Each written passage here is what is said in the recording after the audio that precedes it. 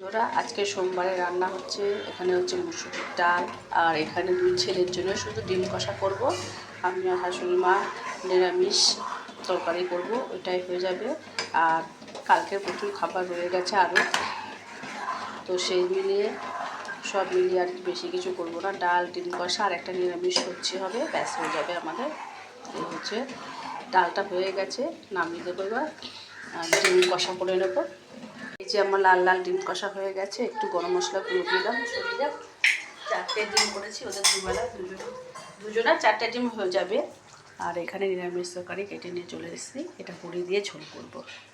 তো কেমন লাগছে রান্নাটা জানাতে পারবেন, অবশ্যই জানাবেন। এই যে আমার নিরামিষ তরকারি হয়ে গেছে, বড়ি দিয়ে, ফুলকপি দিয়ে, শিম দিয়ে, মূলো সব দিয়ে খুব ভালো লাগে খেতে এটা। আরেকটু বড়িগুলো সেদ্ধ করে কেমন লাগলো ভিডিওটা জানাতে ভুলবেন না, অবশ্যই। ভালো থাকবেন সবাই, সুস্থ থাকবেন। আর সবাইকে শুভ দুপুরে অনেক অনেক শুভেচ্ছা ও শুভকামনা জানাচ্ছি। টাটা।